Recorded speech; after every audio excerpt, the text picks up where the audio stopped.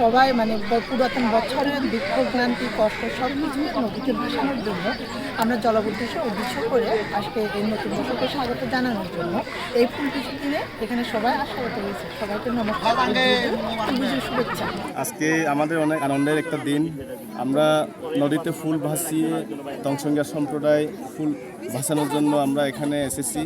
আমাদের সারা বছরের যত দুঃখ গ্লানি আছে সবগুলো আমরা আজকে ফুল ভাসিয়ে মুছে দিতে চাই।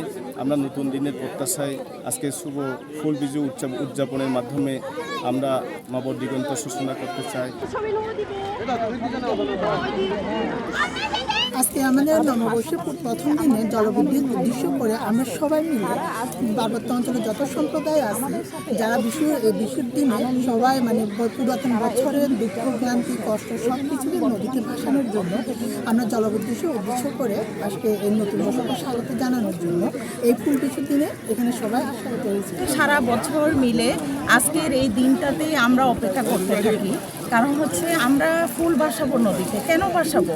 এই ফুলের মাধ্যমে হচ্ছে আমাদের পূর্বের যে বছরের দুঃখ গ্লানি কষ্ট ছিল সবগুলো যেন গঙ্গা মা সেই নদীর মাধ্যমে সেই দুঃখগুলোকে আমরা ভাসিয়ে দিতে পারি। সামনে আগত নতুন বছরটাকে আমরা যেন বরণ করতে পারি।